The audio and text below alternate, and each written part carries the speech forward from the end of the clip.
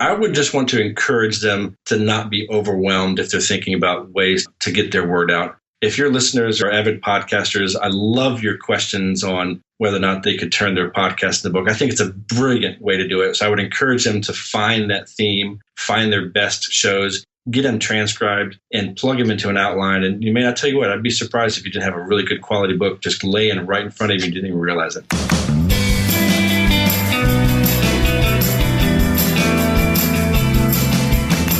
Welcome to Starve the Doubts. I'm your host, Jared Easley. Joining us today from the Pacific Northwest is the host of the Creating Disney Magic podcast, Jody Mayberry. Hey, Jody. Hi, Jared. Thanks for letting me back. Always good to have you on the show. And, of course, joining us from Maui, Hawaii, our official co-host, Kamanzi Constable. Aloha, Kamanzi. Aloha, Jared. I'm just hoping we can keep Jody in line in this interview. We're going to make our best effort there. Of course, our guest today is David Hancock. He is the founder of Morgan James Publishing and the chief evangelist for the entrepreneurial author. NASDAQ cites David as one of the most prestigious business leaders and the future of publishing. David, it is an honor to speak with you today. Welcome to the show. Thank you so much. It's glad to be here. All right, David. Now, we like to have a little fun on this podcast. So the question that we like to ask every guest is, what is the best concert that you have ever been to? Oh, my gosh. Well, that's easy. It was 1987, and it was a U2 concert in Hampton, Virginia at the Hampton Coliseum. I was 17 years old, I think, or 18 years old, and it was phenomenal. I have never seen U2 live. I hope I get to do that. It was good. It was really good. David, do you like Taylor Swift? You know, I do. I mean, I have a daughter, so I hear it, but I think she's great. Here we go. David, we have someone in our panel here who's a fan. David, I'm a huge fan. And David, I'm a writer, and I do a lot of writing. And I said, as a writer, I can appreciate the music that she's writing. Oh, yeah. I would agree with that. She's bold and out there and sharing her heart on her sleeve. I love it. David, what else goes with that is Kamanzi can't go a single episode without mentioning Taylor Swift. Yeah, there are therapists for those things. We probably can connect. Well, David, let's get started with one of the more interesting questions that I think a lot of people are wondering about. What is the entrepreneurial author? That's a good question. You know, for me, the entrepreneur author is just a regular author, but one who utilizes a book for a bigger purpose. For example, it could be a business author that's leveraging the power of the book to grow their business. A business card, a glorified, brochure. It's establishing their version of the story of who they are and why somebody should do business with them and why they should care. Or it could be an author that's promoting a cause or trying to create awareness for something or something along those lines, where the book is just a piece of the big picture. In fact, I even drill it down one step further. An entrepreneur author might be even an author that ignores the sales of the books and just focuses on their message. Because it's really hard to sell a book. I mean, it really is hard to sell a $17 book. It's amazing. People don't want to buy a book. But they'll quickly buy the book and tell all their friends if they feel like you're the right person, saying the right thing to the right people at the right time, and the authority behind the book gives them permission to do so.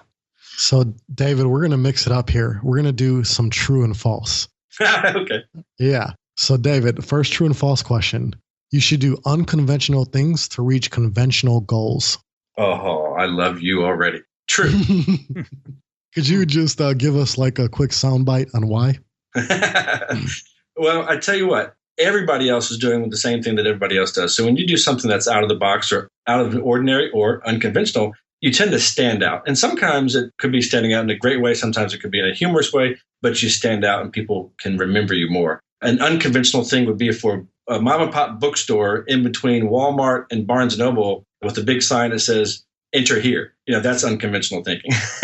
So I'm a big fan of that. So that would be one example. Oh, that's a good example. Do you have any others?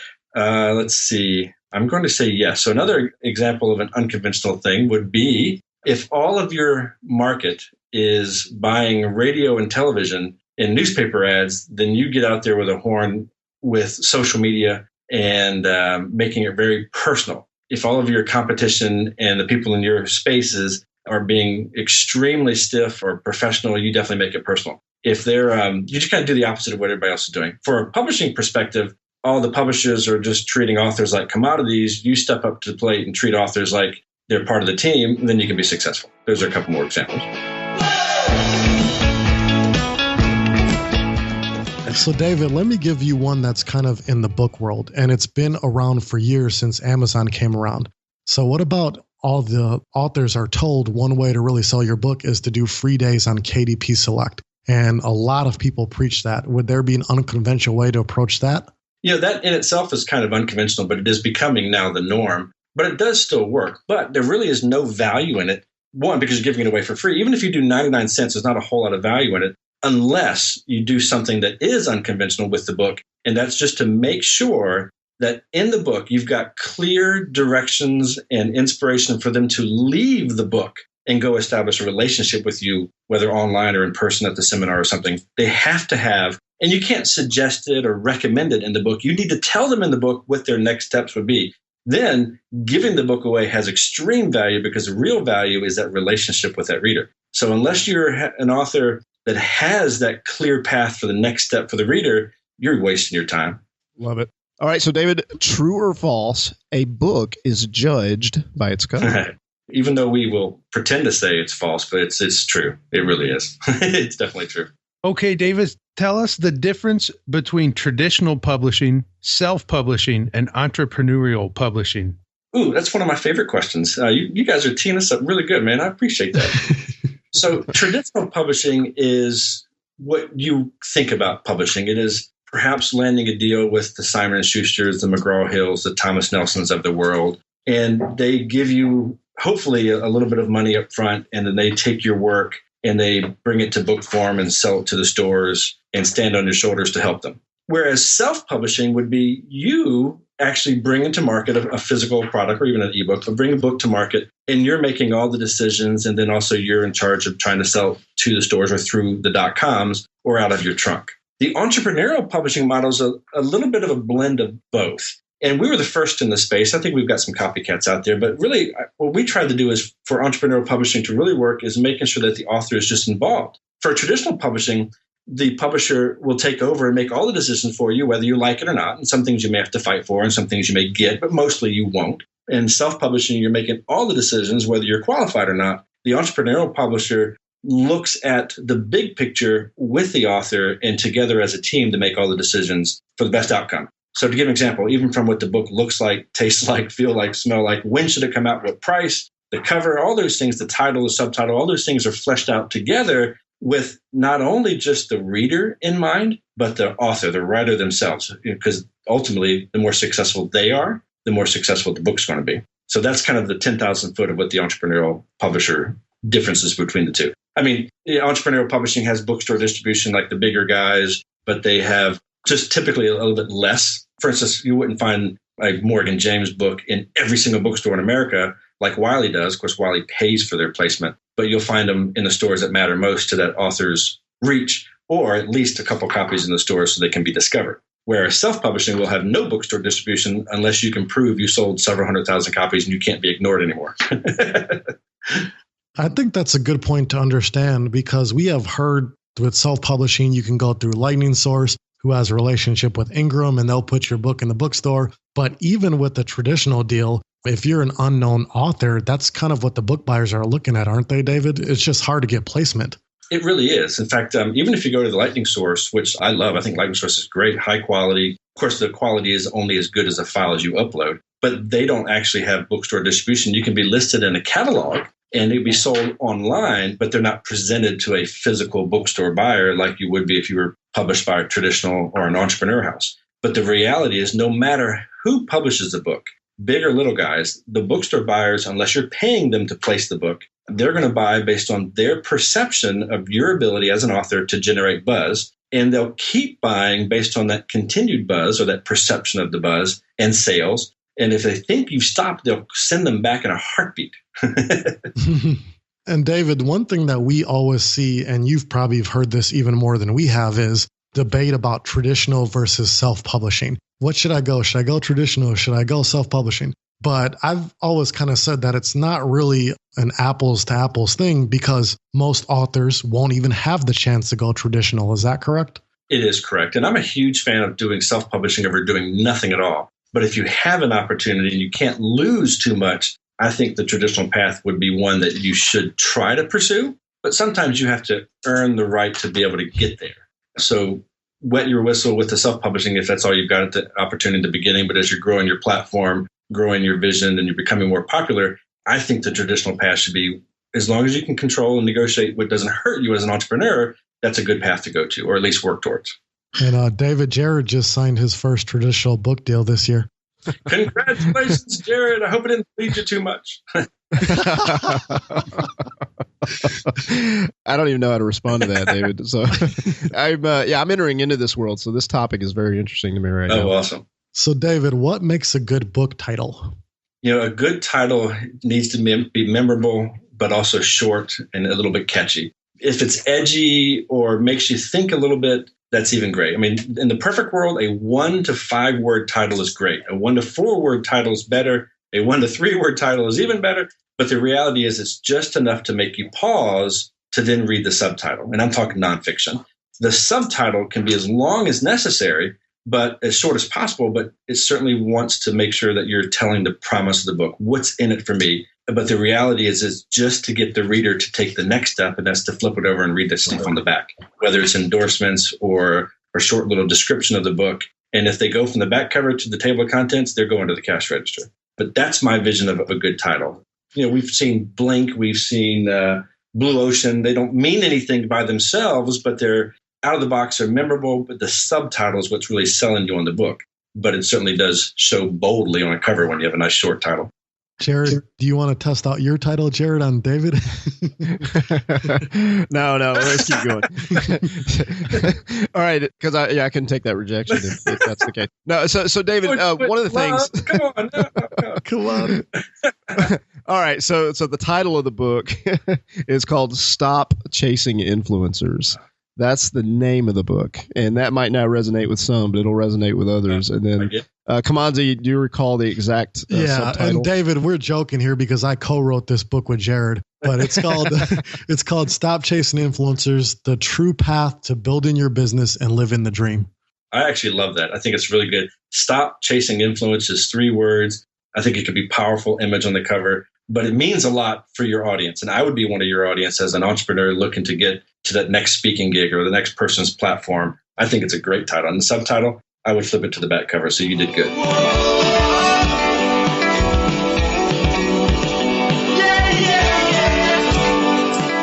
So David, as a new author, it can be intimidating to see other books out there that have just these amazing endorsements and think, man, I'm not as connected, or I don't know if I can get endorsements that would be wow for some people. Do endorsements matter on a book this day and age? They do. They really, really do.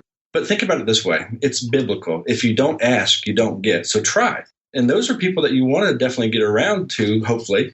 So try to find yourself in an opportunity to introduce yourself to those influencers, if I could borrow your guys' stuff, to give you an endorsement. Go to the seminars that they're going to be at, whether they're speaking or just in attendance. Reach out to them. If you don't ask, you don't get.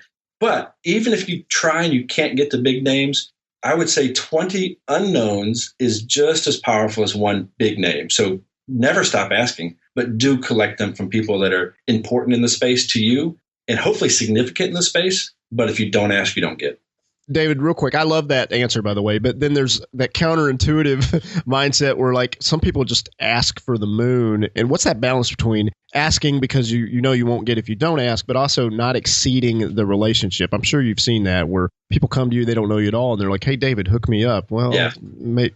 I do think you need to earn the right to ask. And I think if you can meet them in person, get them to fall in love with you and have an opportunity to tell them what's on your plate and the book comes up, then you can earn the right to follow up in an email, keeping it short and sweet, writing it for them. I mean, this is kind of nobody likes to talk about this, but a lot of authors will write or their seed plant a nice review for them that somebody of influence could personalize and send back to them. But you're right. You just got to be very careful not to overstep that new relationship boundary, but make yourself memorable and don't just start there. Hey, Jared, I want you to review my book. It's Jared.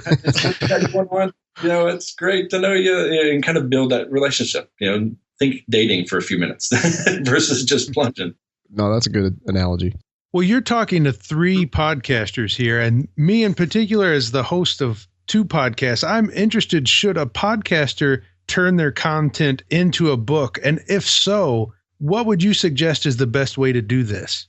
I'm a huge fan of repurposing content, partly because not everybody's going to already know you and your platform that you got in a podcast. And a podcast is a phenomenal platform builder. So I think repurposing the content, whether it's a podcast or a blog, I think can be pretty good. I would say follow a theme in the book, which most podcasts have some sort of theme, and then pick out your best shows in that theme and put your best foot forward in a book. And then it'll be amazing. You'll start to grow your network because of people that are so far outside of your current circle of influence that never knew you or one never knew you had a podcast can start to discover you. I love it, David. David, if somebody has a message and they feel like they should write a book based off of that message, what's the best advice for starting? I would say you actually have to make the commitment to start, but don't think about the book. Don't think about the big giant elephant that you've just now invited into your room.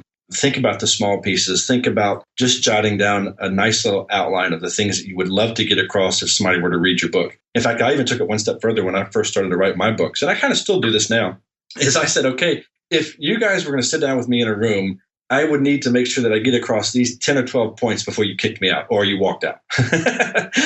So I want to just make sure that they understand what they want to talk about and list them out. So there should be 10 or 12 topics that they feel like they're an expert at or they're an authority at that they could coach or inspire somebody to believe them and actually maybe duplicate. And then of each one of those 10 or 12 items, if they could take that and drill it down to another 5 or 8 little subpoints, whether it's a case study or examples or stories or steps they've taken or hurdles you have to avoid to be a success, look at it from a little piece at a time. And then don't just start writing or typing away on your computer at chapter 1. As you get led, something happens in the day, you might just want to talk about this one little item on the outline that made sense to you today or that you're thinking about today or that happened or that you're really fresh in your mind and start writing there and then go backwards and forwards and don't worry about the order. When it's all done, you and your editor can kind of put it back in order, make sure it all makes sense, clean it up, edit it down, but don't think, hey, I'm going to write a book because then you won't ever do it. So, David, what tips do you have for someone who's going to self-publish their book and they want to make sure it looks and feels professional? That's really key. It really does need to look and feel professional. Think about the books and whoever you might be working with, whether it's an author services company or whether it's CreateSpace or even Lightning Source. Your book needs to look as good or better than the books to the left and the right of it if it were going to be on the bookstore shelf. So look at the books in your genre, make sure that you can create a great cover and a great image for the cover. Don't do things that your genre is not doing, or just kind of pay attention to the rest of the book. So, for instance, just because you're a speaker doesn't necessarily mean that your image should be on the front cover of the book. Bookstore buyers don't immediately recognize you. They're going to pass on the book. But if your book has wildly scripted fonts on there, but all of your competing and complementing books don't, it's a bad thing to do. And I forgot what the question was by now, but I really was going well. It looks and feels professional. That's Self-publishing. Right. The look and feel should also extend to the quality of the content. Again, make sure the best content's in the book, but make sure that you've done as best of a job as you can finding the right editor to make sure that your words are as logical as possible and succinct as possible, because you will be judged there as well. But definitely want to put your best foot forward no matter how you're publishing the book. So we've got a book with good quality. It looks professional. It feels professional. What do you recommend the length of the book should be? Oh, that's a really good question. And I have experience to back this answer, and I'll tell you why. I think in today's environment, the bulk of us authors should be delivering 40 to 60,000 words, 200-page trade paperback to the market. But you may say, whoa, David, wait, my publisher wants to do a 300-page hardcover. Well, if your publisher wants to do a 300-page hardcover, there's probably a reason, because you're already significant in your space. But the bookstore buyers, since about 2008, are begging for more affordable books that they can put more of on their shelves and has a smaller footprint. They say that's what the consumer is looking for. We've been blessed to have 27 listings on the New York Times in the past 12 years, and all but one of them have been 200-page trade paperbacks. I think that's what the market is really looking for. So as a first-time author, heck, second, third time, it doesn't make a difference. As an author bringing a book to market, today's environment, 40 to 60,000 words, consumable, really quick, easy to skim, chunk it out as best as possible, leave lots of air in it, make them feel like they can finish it as quick as possible.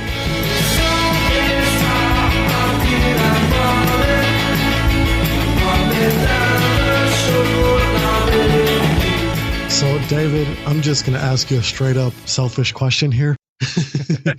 Because we have you. Well, you brought up that you have 27 authors that have hit the New York Times list. When Jared and our book releases, it is with the traditional publisher. Our goal is to hit that list, David. So could you, I mean, I know it's not a clear cut, do this, do that, and you're going to hit the list, but are there any tips you could give us or the listeners about hitting that list?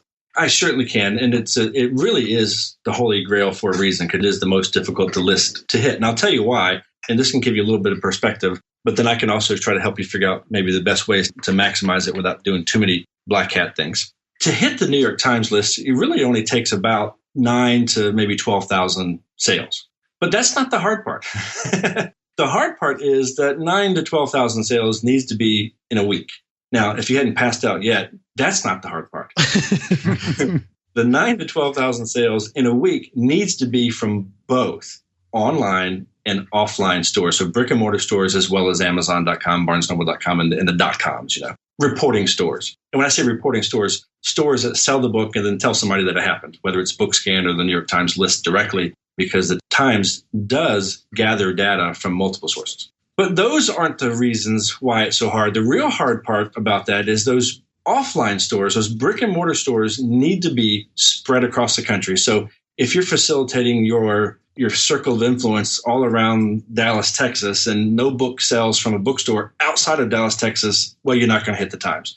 It needs to be from bookstores in Virginia. It needs to be bookstores in California, Iowa, Idaho, Wisconsin, Florida. It needs to be spread across the country. And that's hard, but that's not the hard part. Let me recap for you for a moment. So somewhere around, 11,000 sales, 9 to 12,000 sales in a week from both online and off, from brick and mortar stores that are spread across the country. Here's where the real caveat is. And this is what the Times has recently added to their bestseller list. The BookScan numbers or data, and just for those of you who don't know, BookScan is the Nielsen ratings for books. It tracks the consumer, who's buying the book. And the metadata might be something as simple as the county that they live in, if they're receiving it from an Amazon, or the county that the bookstore is in if they're walking out of Barnes & Noble. The Times is looking at that data down to the county level. So if you sell books and meet all the criteria so far, but all of your buyers are in just sporadic areas across the country, but not really spread across the country, think of a map divided by counties that's almost entirely blue. That's what you need to have happen to hit the New York Times. So you can't have too much of an influence in southeastern United States and not enough in northeastern United States. It needs to be spread across the entire country. It truly is a snapshot of what America is reading that week. It's the hard part. So part of your question might be, well, how on earth am I ever going to hit the list? It's all about taking advantage of your overnight success that's to happen months in advance. So building your platform now, while the book is still being written or while you guys are still, pre-pub date, establishing that credibility, capturing names, adding value, preaching your best content, developing relationships, getting them to love you, getting maybe the audience familiar for buying stuff from you, whether it's other products or you recommending other authors' books. You can't just give them great content 100% of the time. And also when your book comes out, you're asking them to buy something. They're not used to it. So you want to condition them. I would say 95% of your communication to your world pre-publication is about educating, encouraging, inspiring, and entertaining. And then 1 to 5% of the time, reminding them that you're going to be asking them to buy a book soon. And then when you launch, you just kind of make it work, hopefully with as many friends and partners that you have to help promote the book at the same time. But they too need to be gearing up, reminding their list that I've got these new 2 friends that are getting ready to publish a book. You're going to love it. It's building that momentum. So now that my head is spinning, David. Oh my goodness. Well, I see recently that the New York Times even they have a few lists now. So what about if we said, okay, we're definitely going to shoot for all that. But what about if we only wanted to hit like the New York Times digital list?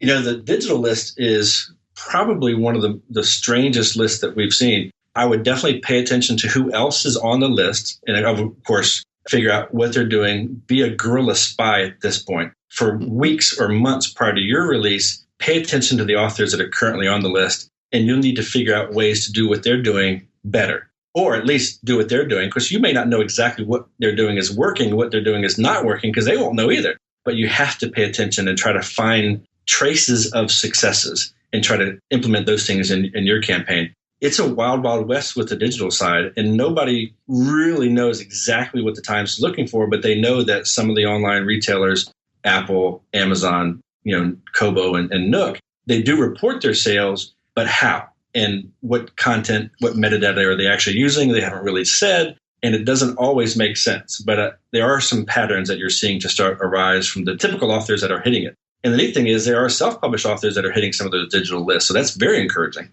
But pay attention and don't be afraid to modify what you might be planning on doing and to make sure you're copying what they're doing.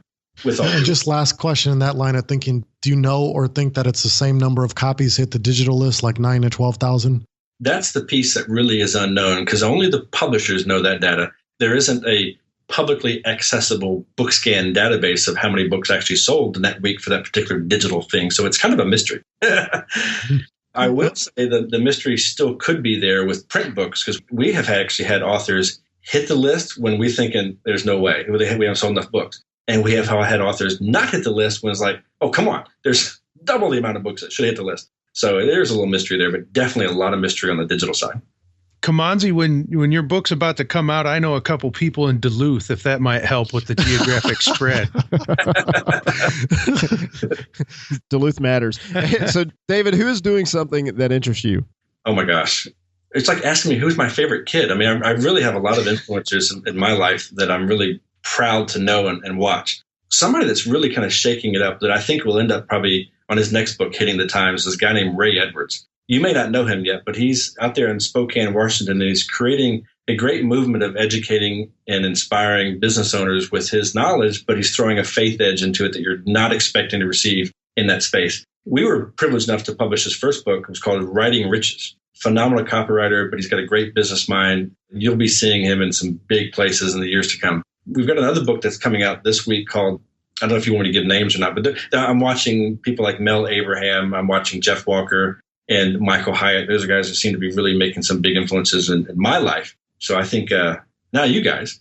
And we love Ray Edwards, by the way, David. We're huge fans of Ray. Excellent. Well, that's good to know. I'm a huge fan of him as well. So those are the guys that are kind of influencing me right now.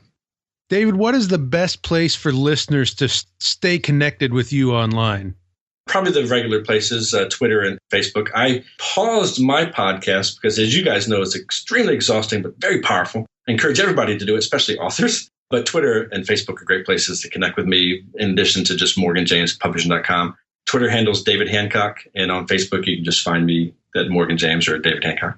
And so, David, first, thank you for the amazing content, especially my few selfish questions there. But do you have any final thoughts for the listeners? I would just want to encourage them to not be overwhelmed if they're thinking about ways to get their word out. If your listeners are avid podcasters, I love your questions on whether or not they could turn their podcast into a book. I think it's a brilliant way to do it. So I would encourage them to find that theme, find their best shows, get them transcribed, and plug them into an outline. And you may not tell you what, I'd be surprised if you didn't have a really good quality book just laying right in front of you and you didn't even realize it.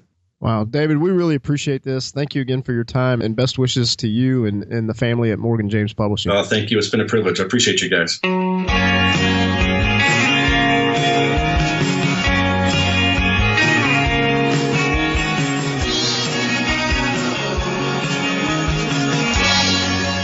Think about the books and whoever you might be working with, whether it's an author services company or whether it's CreateSafe, or even your book needs to look as good or better than the books to the left and the right of it if it were going to be on the bookstore shelf. So look at the books in your genre, make sure that you can create a great cover and a great image for the cover.